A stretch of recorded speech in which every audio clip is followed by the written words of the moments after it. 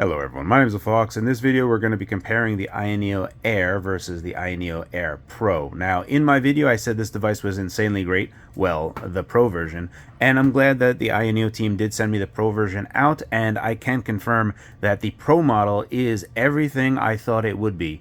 Thermal properties are better internally and externally. We're going to go and take a look at what that looks like as well. Now, the AYA team did send me the 5825U version, which we'll be able to compare against the 5560U version. For me, when we take a look at price, that's really going to be a subjective thing.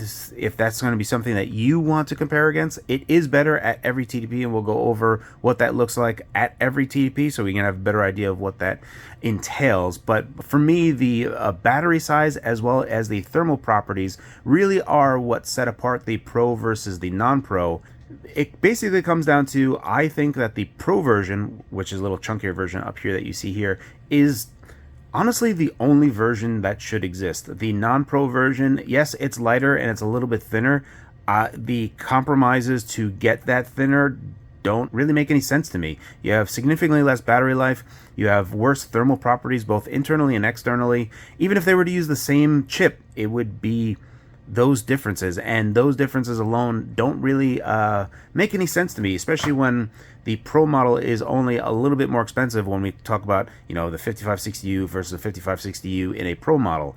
I would very much recommend that if you were getting the AYANEO Air that you upgrade to the Pro model only.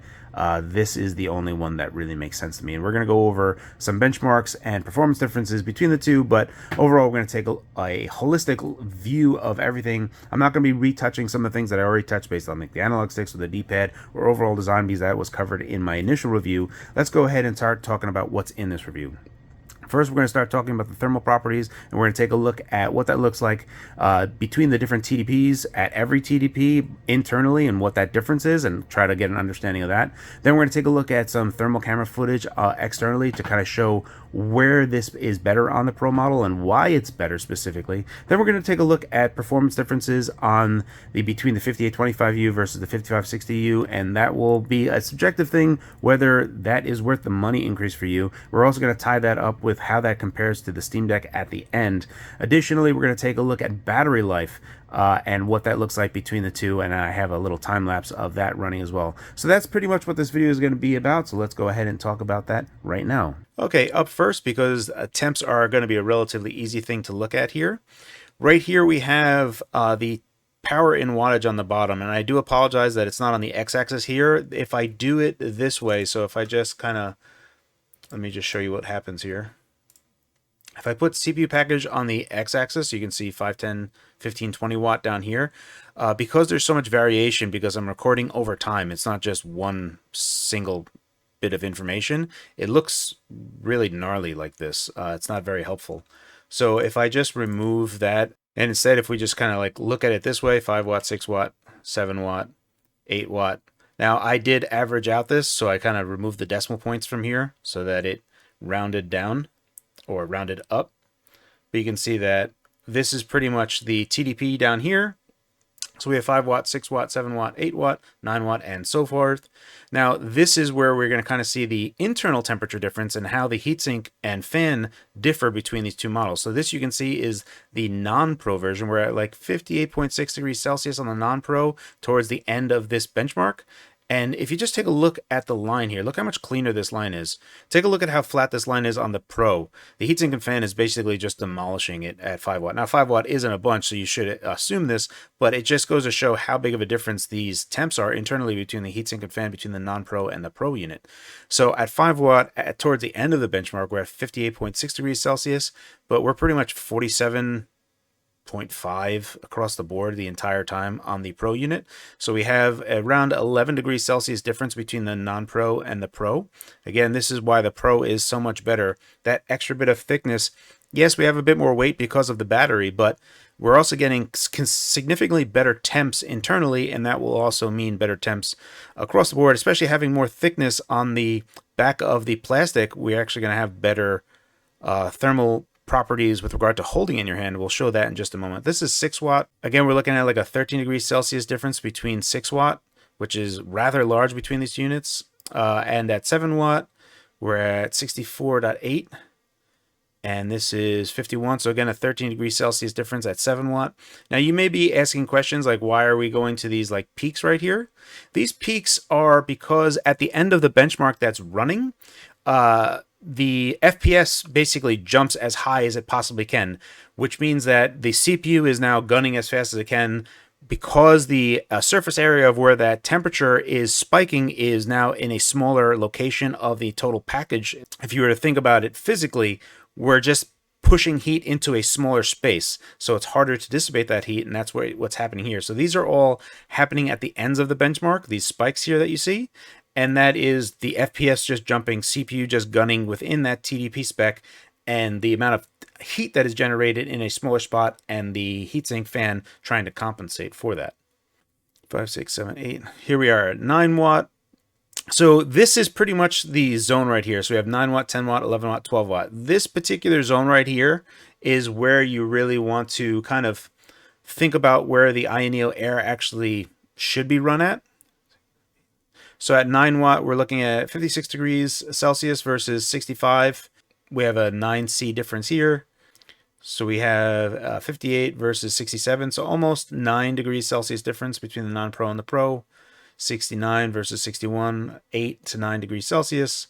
And then as we get to 12 watt, things start to get a little bit less noticeable, but we're still performing better. But still, even across the board, look at 20 watt TDP. At 20 watt TDP, the non-pro, we're at 80 degrees Celsius versus around 70 degrees Celsius. This is, imagine if that you, for whatever reason, wanted to dock your AYANEO and use your AYANEO in a dock state and just push TDP as much as you want. Again, it doesn't matter what chip you're going to use. Both of these, the 5560U or the 5825U, will run at 20 watt. The thing here to note is that the Pro model in a dock state is going to run 10 degrees Celsius better than the non-Pro version. Again, another reason why I really wouldn't recommend the non-Pro version at all. If we take a look at the thermal scans of the device themselves, now the temperature is off a bit, so don't really pay attention to the temps too much. The thing that I really want to highlight here is that if we take a look at the non-Pro version, you can see that we are starting to get heat creeping into where you would actually hold it. So actually where the ergonomic part of the bump of the AYANEO Air is, and that is 100% noticeable. You can feel that heat on the non-Pro version.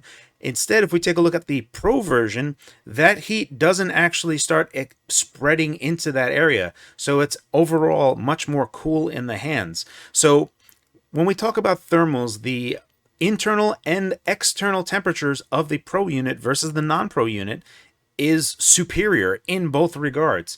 Again, the Pro unit is the one that you should be getting here. Let's go ahead and take a look at battery life now.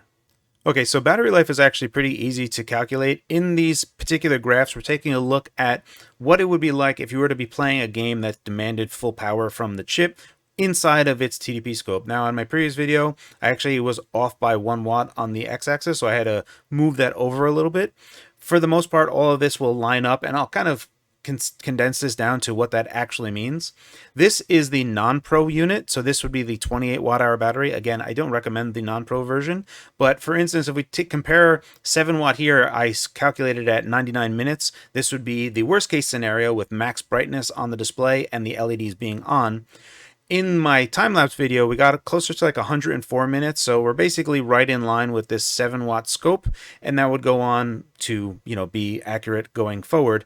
But again, the 28 watt-hour battery in the non-Pro unit really isn't recommendable. But if we were to just take a look at the non-Pro metrics, at 5 watt, you're looking at 2 hours and 10 minutes. At 9 watt, which is really kind of minimum of where you should actually be running this device, you're looking at an hour and a half, like closer to 90 minutes, depending on brightness. Really, that's basically what you're going to get. And then at 12 watt, which is the upper end of where you should be running this device, on both of these settings, 8 watt, 9 watt, and 12 watt are within the iSpace app as a quick setting. You're looking at an hour and 10 minutes of battery life, an hour and 10 minutes to hour and 20 minutes, depending on brightness.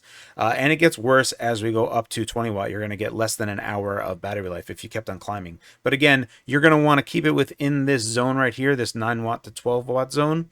So on a non-Pro unit, which is the 28 watt-hour battery, that is the battery life that you should expect, is basically 90 minutes to an hour and 10 minutes. Let's change this over to what that would look like for the Pro battery, which is a 38 watt hour battery. All right, so now we are looking at a graph of what the Pro model with a 38 watt hour battery should be. And again, if we take a look at our time-lapse video, again, I'm doing both of these tests at 7 watt. At the end of it, we're getting around 135 minutes of battery life. So this graph is lining up right with the time lapse. This is what the actual accurate time graph looks like. So again, if we take a look at the 9 watt scope, which is the kind of the minimum of where I would like you to run it, regardless of 5560U or the 5825U, you're looking at basically 2 hours of battery life with max brightness, or 2 hours and 10 minutes with the lowest brightness. So you're basically looking at 125 minutes of battery life at 9 watt, which is really the basement of what I consider to be acceptable. So again, the Pro model is really the only acceptable model here.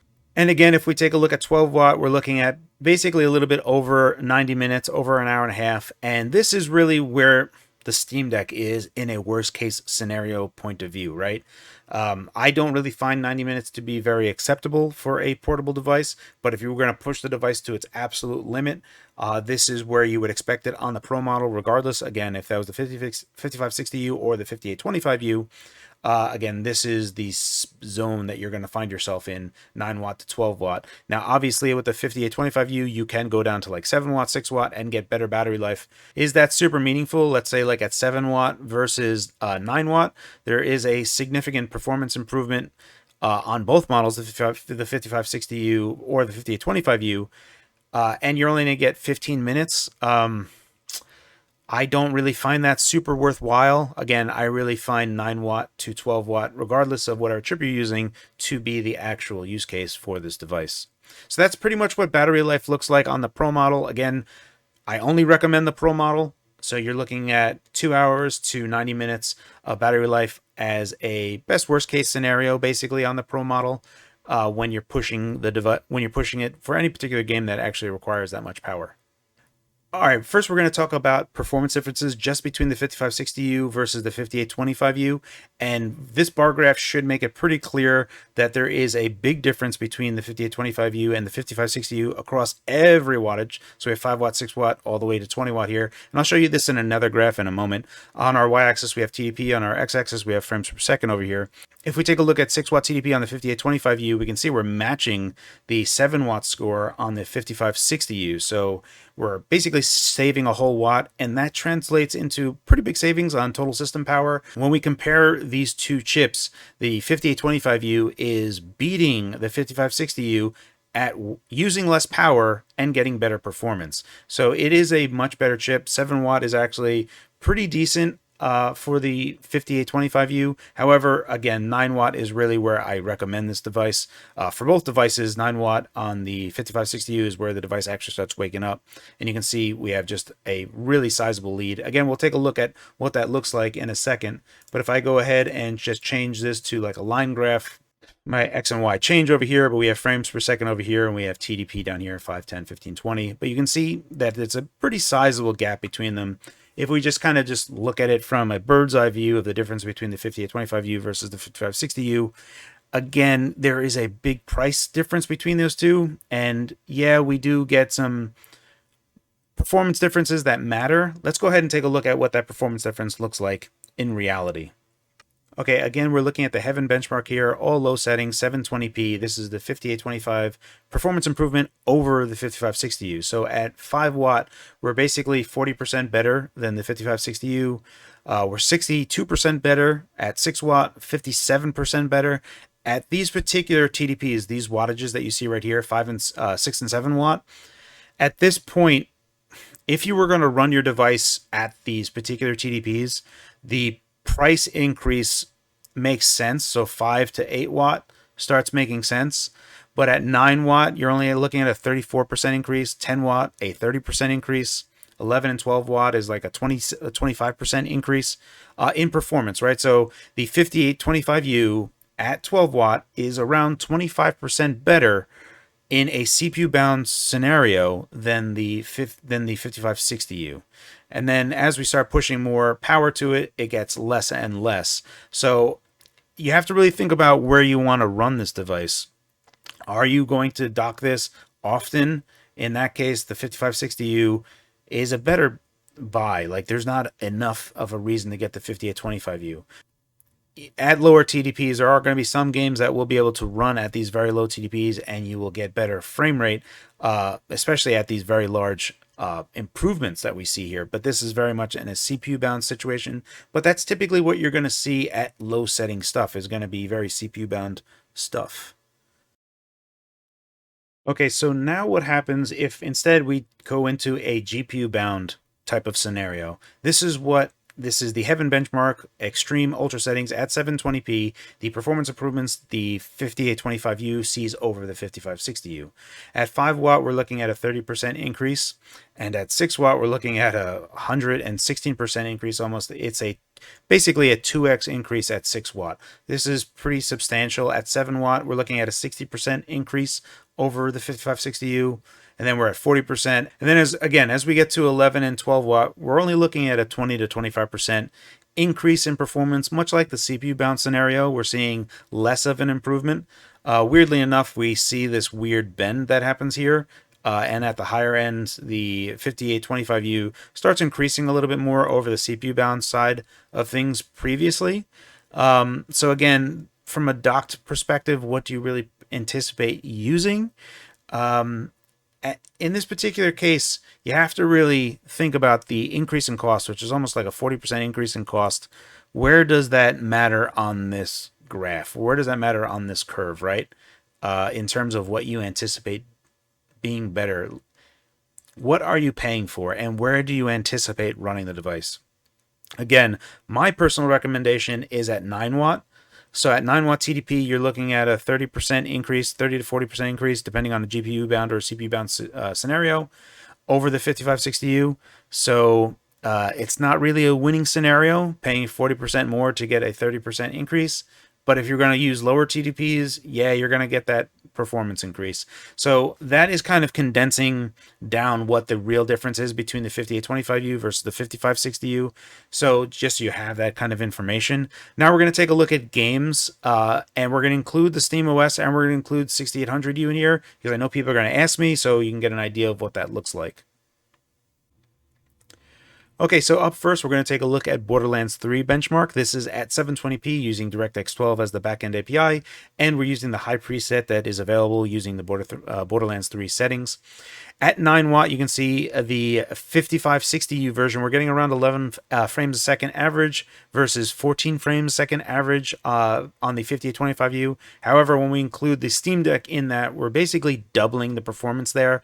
None of this is really going to change anything in terms of being playable. You wouldn't really be using a high preset in the settings, but this is just kind of show how much the RDNA 2 part of it on a GPU bound segment is really going to benefit at lower TDPs versus the older Vega GPU.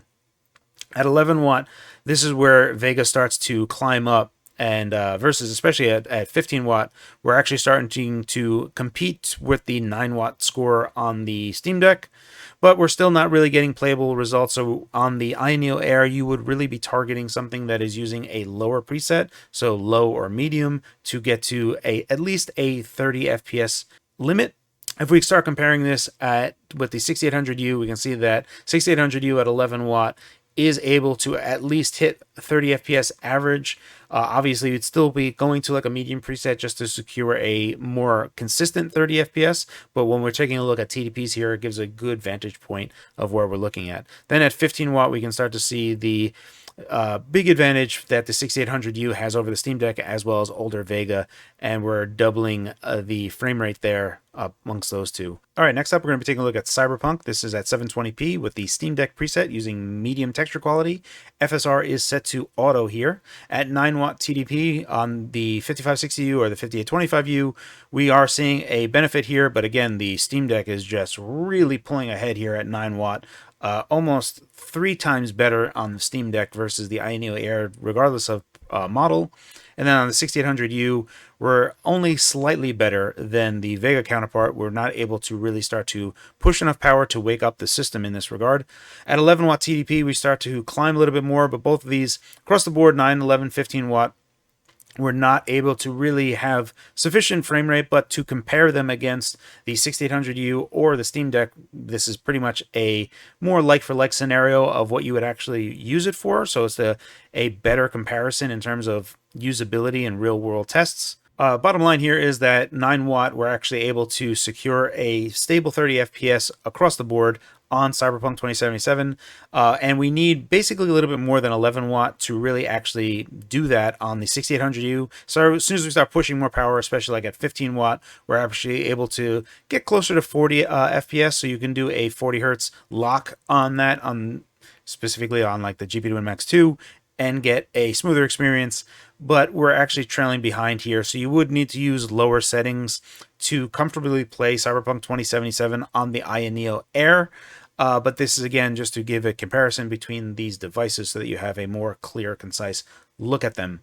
You will need to use sub resolutions as well in some instances to boost frame rate. Once we do that, we get a cleaner look at what that looks like. All right, next up, we're going to be taking a look at Shadow of the Tomb Raider. Again, this is at 720p with the DirectX 12. We're using lowest settings with no anti-aliasing. The AYANEO Air, regardless of the 5560U or the 5825U, we are actually starting to get into playable frame rates here at the low-end settings. At 11 watt, this is where the 5560U would rest comfortably, maybe 10 watt for running this game at an average of 30 FPS. At 11 watt, we're close to getting 60 FPS here, but we need to push to 15 watt really to get Steam Deck going. At 15 watt, we're actually able to more successfully hit a stable frame rate on the Steam Deck or 6800U, whereas the AYANEO Air still wouldn't be able to do this. So in these situations, to actually hit 60 FPS, you would need to use sub-resolutions like 540p. Stuff that I showed in my earlier review with like Sekiro running at close to 60 FPS, you will need to use sub-resolutions with FSR to boost that resolution and upscale that to the device's display. All right, next benchmark, we're going to be taking a look at Horizon Zero Dawn. This is 720p. We are using the Favor Performance preset. Again, we're taking a look at 9 watt. The AYANEO Air just doesn't have enough to actually get us to a stable 30. If we take a look at 15 watt, we are able to hit a stable 30. So you're going to be looking at close to 13 to 15 watt to be able to hit a sustained 30 FPS here. So keep that in mind when thinking about battery life on the, specifically for the Pro unit, is where I think you should be looking at this. If we compare it to the Steam Deck, obviously we're going to be getting better performance, and only the 6800U is able to actually achieve 60 FPS in a 15 watt scope with these particular settings. Again, if you wanted to think about running 60 FPS with Horizon Zero Dawn, you're going to be looking at sub-resolutions, maybe 360p or 540p to be able to achieve higher frame rate. But again, that's something that I covered in my previous review. All right, next we're going to be taking a look at Batman Arkham Knight. At around 11 watt, especially 9 watt on the 5825U, you would be able to actually be able to run at 30 FPS using these particular settings. At 11 watt, the 5560U would wake up enough to actually be able to hit that, which I think is fine, especially if you consider the price increase. I still like the 5560U here. That's actually just fine. If we take a look at the Steam Deck, both of these don't really start really getting to 60 FPS until 15 watt, with the 6800U only able to eclipse 60 FPS to have a more consistent experience in that regard. Mostly you're going to be looking at 30 FPS at these particular settings on the AYANEO Air. But if you were to use sub-resolutions or lower settings, yeah, you'd be able to get to 60 FPS no problem on the AYANEO Air. But again, keep this in mind that this is more to compare with the Steam Deck, because I know people are going to be asking me that question. So if we take a look at it from a price consideration, that's something to keep in mind. Okay, Deus Ex Mankind Divided, 720p Ultra DX12. This game is actually super hard to run with these particular settings. Even the Steam Deck at 9 watt is not achieving a stable 30 FPS. The only way that we can actually achieve a stable 30 FPS, have some compromises there, is on the 6800U platform at 15 watt with these particular settings. None of these are particularly runnable on the Steam Deck either, but you can get a better idea of how that kind of tracks. This is a very GPU bound test, and what we're looking at between Vega and RDNA 2. Again, this is just to kind of give you an idea of where the Steam Deck sits between the AYANEO versus the Steam Deck, and I just threw 6800U in there just because I know people will be asking me. So you will be using lesser settings, not ultra. You'll definitely be using sub-resolutions for Deus Ex Mankind Divided for the AYANEO Air to achieve a more stable 30 FPS. All right, and for our last benchmark here, this is Strange Brigade at 720p with ultra settings using the Vulkan backend. Here we can see that at 11 watt, we're actually able to hit a solid 30 FPS. Now, this is the average, so you would need to push a little bit more power into this or use lower settings to have a more consistent 30 FPS frame rate. But again, this is really just comparison between TDP, average FPS between platforms. So again, if we were to take a look at just the 5560U versus the 5825U, you can see that the 5825U is pulling its weight. Is that sufficient for the price increase? I personally don't think so. I like the AYANEO Air 5560U Pro version alone, especially because if we take a look at what that is with regard to, it's going to match what the price is on the Steam Deck, but the Steam Deck will pull ahead in terms of performance big time across the board, right? So just go in knowing that the AYANEO Air, regardless of 5560U or the 5825U, is just not going to compete with the Steam Deck. As a price wise, the Steam Deck is going to win. The Steam Deck is the value king here.